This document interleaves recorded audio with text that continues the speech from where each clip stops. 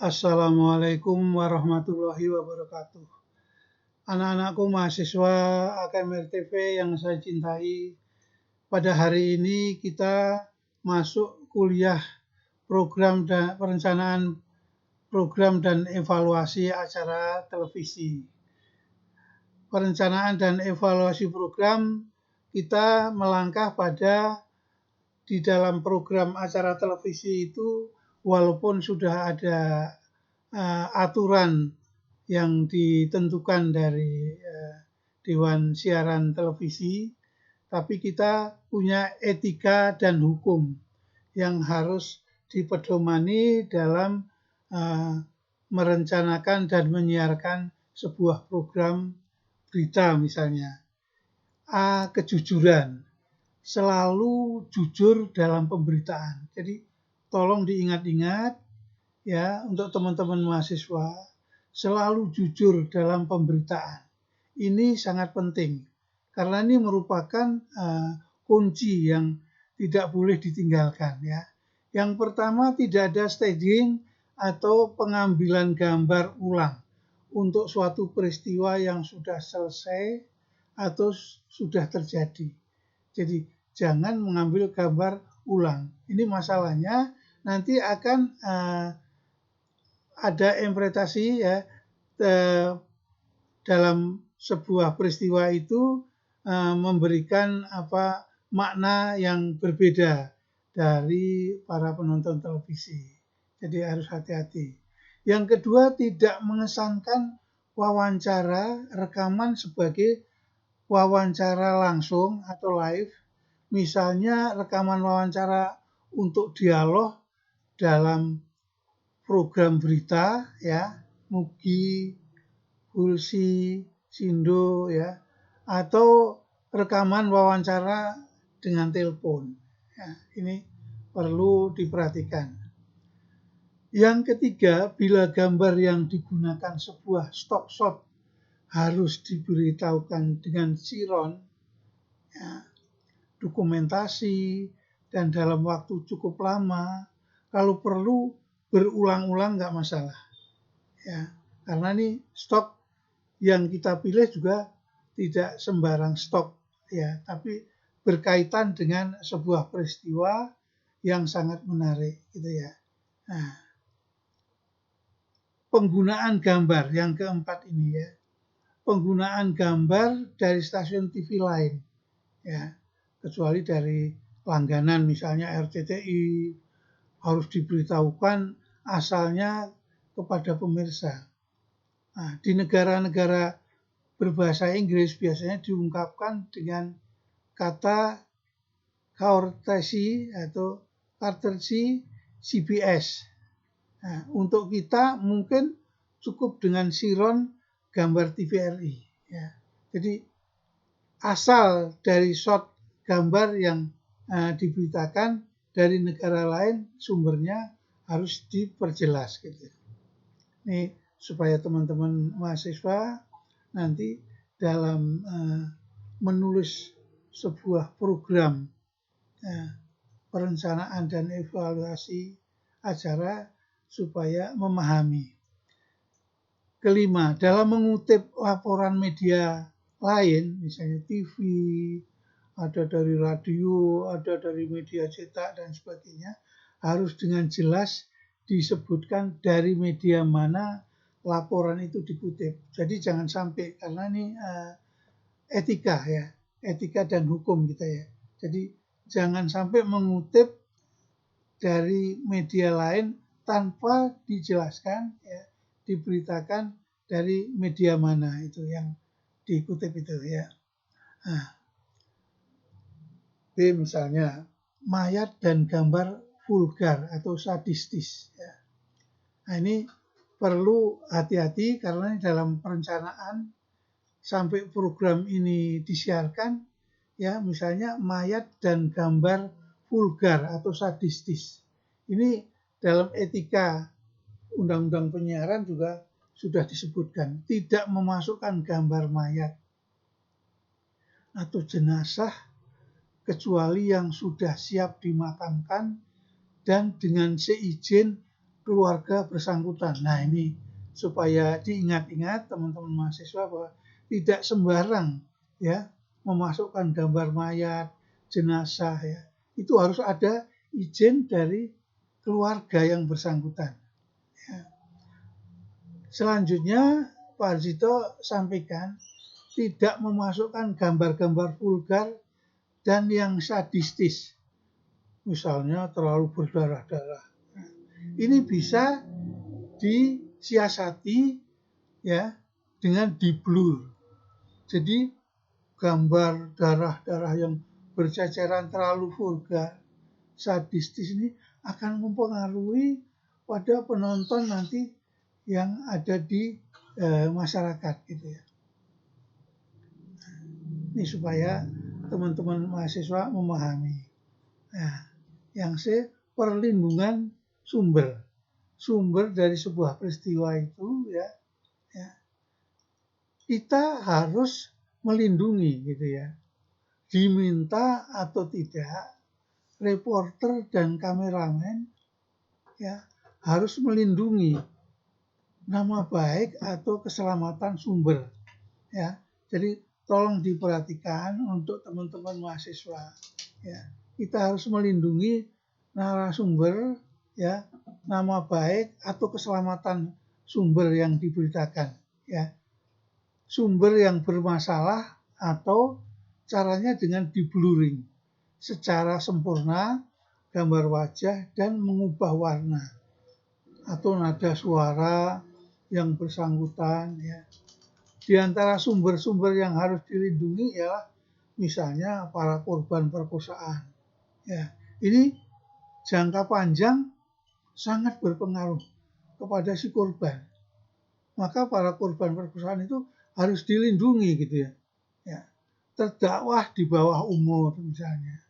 Nah, ini secara psikologis ya, secara psikis kita harus mengetahui gitu. Ini ada dalam Undang-Undang KPI penyiaran. Para saksi yang bias menjadi sasaran balas dendam untuk para pelaku ini jangan sampai terjadi. Ya, karena ini peristiwa saksi menjadi korban balas dendam, para pelaku itu sering terjadi. Atau para whistleblowers ya, yang mengungkapkan suatu kejahatan ya, suatu kantor atau organisasi. Jadi ini teman-teman dalam sebuah program penyiaran ini juga perlu memperhatikan ya, perlu memperhatikan yang mengungkapkan suatu kejahatan. Ini juga kita harus melindungi, jangan sampai mereka maupun organisasi kantor mereka akan menjadi sasaran balas dendam ya. Jadi supaya mahasiswa perlu mengetahui hal-hal yang sedemikian rupa ini ya. Nah, kemudian selanjutnya selalu mengindahkan prinsip praduga tak bersalah. Ya. Jangan sampai kita mendahului pengadilan. Ya, kita sudah memvonis dan sebagainya. Ya. Kita selalu mengindahkan prinsip praduga tak bersalah. Ya. Jadi meliputi kedua pihak yang berselisih ya. Ya, cover both sides ya. Hindari pelaporan terkesan hanya menguntungkan salah satu pihak. Ya, ini harus dipertimbangkan ya. Karena dalam penyiaran berita itu kita tidak memihak salah satu. Kita harus netral ya. Kita hanya menguntungkan salah satu pihak saja ya. Tidak membiarkan program berita untuk kepentingan promosi pihak lain. Jadi dalam penyiaran program itu, apalagi program berita itu, kita mesti bisa menjaga jangan sampai untuk kepentingan promosi pihak-pihak tertentu yang akan mengambil keuntungan dalam suatu peristiwa. Ini supaya dijaga, jangan sampai nanti terjadi sesuatu yang setelah melihat sebuah penayangan berita dari program televisi ya. perlu diingat-ingat oleh teman-teman mahasiswa, walaupun sering dalam perkuliahan itu saya munculkan ya, dalam perkuliahan yang awal pun pernah saya munculkan dalam 4 unsur berita televisi.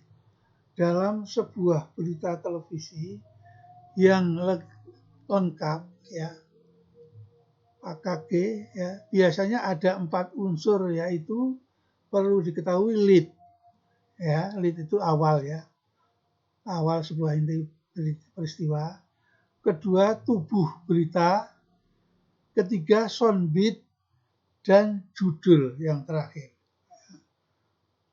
Perlu saya ingatkan kembali kepada teman-teman mahasiswa yang pernah Bapak utarakan bahwa lead adalah awal dari berita televisi yang dibaca oleh presenter atau anchor.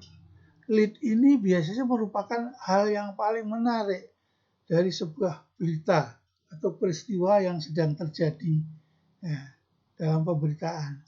Sehingga diharapkan dengan lead ini pemirsa akan tertarik untuk menonton berita yang akan ditayangkan. Ya.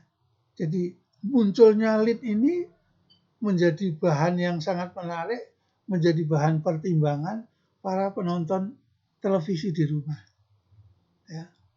Makanya dalam menulis lead harus dipikirkan benar-benar agar bias menarik pemirsa, kalau perlu memberikan kejutan. Ya, kejutan terhadap pemirsa di rumah, di mana lead itu dimunculkan memberikan hal yang sangat menarik. Seakan-akan dengan lead ini pembaca berita ingin berteriak.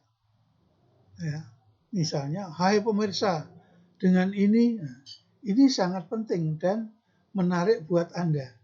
Ya, yang harus diperhatikan, ya, termasuk mahasiswa Bapak yang saya cintai, dalam membuat lead berita televisi ini adalah hindari memulai dengan pernyataan karena ini sudah menunjuk pada gambar orang, bukan gambar peristiwa, kecuali pernyataan si pembuat berita dianggap penting atau menarik ya.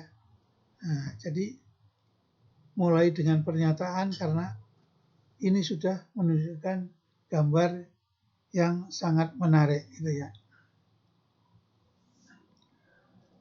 Kedua, tubuh berita. Dalam penulisan naskah komunikasi, teman-teman mahasiswa pernah Bapak berikan dalam penulisan tubuh berita televisi dari suatu peristiwa biasanya dimulai dengan kalimat yang gambarnya paling menarik dari sebuah peristiwa itu. Walaupun peristiwa itu ya bisa itu bencana, bisa itu kebakaran, kecelakaan dan sebagainya. Tapi pilih ya dengan kalimat gambar yang paling menarik. Ya, karena itu intro ya, awal dari sebuah peristiwa. Biasanya sebelum mulai narasi diberi space dulu. 10 sampai 15 detik space-nya untuk memberikan natural sound dari gambar itu. Ya, misalnya, contohnya gini. Misalnya perdebatan sengit yang terjadi dalam suatu seminar. Nah, sebelum memulai narasi diberikan dukungan gambar dan natural sound dari perdebatan itu. Setelah natural sound itu baru dimulai dengan narasi, telah terjadi perdebatan antara peserta seminar. Nah, baru dilanjutkan dengan kalimat selanjutnya yang menjelaskan tentang latar belakang terjadinya perdebatan dan isi seminar ini. Ini adalah salah satu bentuk penulisan berita atau penulisan berita, naskah komunikasi dalam penulisan berita televisi yang mendahulukan gambar yang paling menarik. Ya. Kan pernah Bapak katakan bahwa audio, sound, ya, itu kan membackup. Kalau kita sebuah televisi bisnis gambar, gambar diutamakan yang paling menarik. Cara penulisan kedua dilakukan sesuai runtut kejadian. Ya, jadi teman-teman mahasiswa perlu mencermati. Jadi naskah berita itu dimulai dari awal peristiwanya, ya, sesuai urutan gambar, dan selanjutnya mengikuti alur gambar dari peristiwanya. Ya, karena kan biasanya setelah liputan itu ada yang melihat gambar dari hasil liputan baru membuat sebuah tulisan. Tapi bagi yang sudah punya banyak pengalaman melihat peristiwanya langsung ditulis juga bisa. Biasanya cara penulisan seperti ini banyak dilakukan untuk feature-feature ya, yang sebuah peristiwa yang cukup menarik ya. Ketika reporter hanya mendapatkan komentar saja dari sumber berita tentang suatu masalah, maka penulisan beritanya agak berbeda dari dua cara penulisan yang sebelumnya. Ya. Jadi ini Bapak kasih gambaran, jangan sekali-kali memulai naskah dengan kata-kata menurut si Anu. Atau si Anu menyatakan. Karena penulisan ini akan memaksa editor untuk memunculkan visual wajah orang yang bersangkutan. Ya, diawali berita. Ya. Jadi tidak baik sebagai EYY cutter ya. Jadi ini dalam program penyiaran berita ini juga harus melihat runtutan gambar peristiwa dengan kalimat yang akan ditulis menjadi sebuah naskah berita. Ya. Jadi karena ini program berita ini ya program yang diunggulkan banyak ditonton masyarakat. Coba mulailah dengan permasalahan yang dikomentari oleh si sumber berita. Sehingga visualnya bias, diberi ilustrasi, dokumentasi, atau grafik yang relevan. Ya. Karena grafik itu juga gambar yang bisa berbicara, bisa berkomunikasi. Dengan munculnya dokumentasi atau grafik itu menjelaskan kepada penonton televisi ya akan letak gambaran sebuah peristiwa ya. Kalau komentar si sumber itu didapat dari suatu seminar atau pertemuan yang tidak membahas tentang komentar itu, maka jangan sekali-kali memakai visual dari seminar atau pertemuan ini. Seperti memakai kata-kata di sela-sela acara atau ditemui seusai acara ya, mungkin perlu dipikirkan. Komentar seperti ini lebih baik dari shot ya. Sound on tape ya. Kalau memang dianggap kuat gitu ya. Jadi ini yang saya jelaskan kepada teman-teman mahasiswa ya. Selanjutnya soundbit. Unsur ketiga dari berita televisi dalam program penyiaran ya. Soundbit ini merupakan suara dari si pembuat berita. Biasanya soundbit ini dikeluarkan untuk menegaskan dan menjelaskan narasi ya. Artinya memperkuat. Tetapi bias juga soundbit ini untuk memperlihatkan ekspresi pembuat berita. Biasanya soundbit ini diletakkan di tengah-tengah tubuh berita. Ya. Jadi setelah melewati lead ya, terus permasalahan dalam tubuh berita, di tengah-tengahnya itu diletakkan soundbit ya.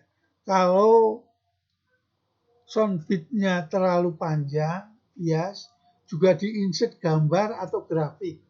Jangan ragu-ragu untuk memberikan soundbit yang panjang kalau memang itu menarik, nggak masalah itu ya. Jadi mohon perhatian mahasiswa bahwa memberikan soundbit yang panjang kalau memang menarik nggak masalah.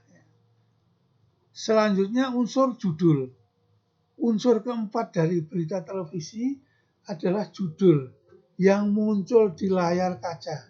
Jadi teman-teman sebagai perencanaan program dan evaluasi ya, bahwa layar kaca ketika berita sedang ditayangkan, judul ini bias.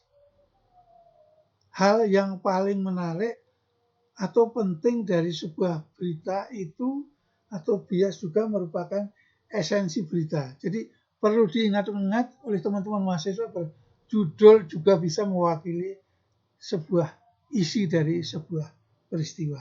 Ya. Terima kasih perkuliahan hari ini saya sampaikan kepada teman-teman mahasiswa. Saya ingatkan kembali jangan lupa mengisi absen. Ya, karena kehadiran itu akan diperhitungkan oleh BAA buat menambah nilai dalam final nanti. Ya, selamat mengikuti, selamat memahami.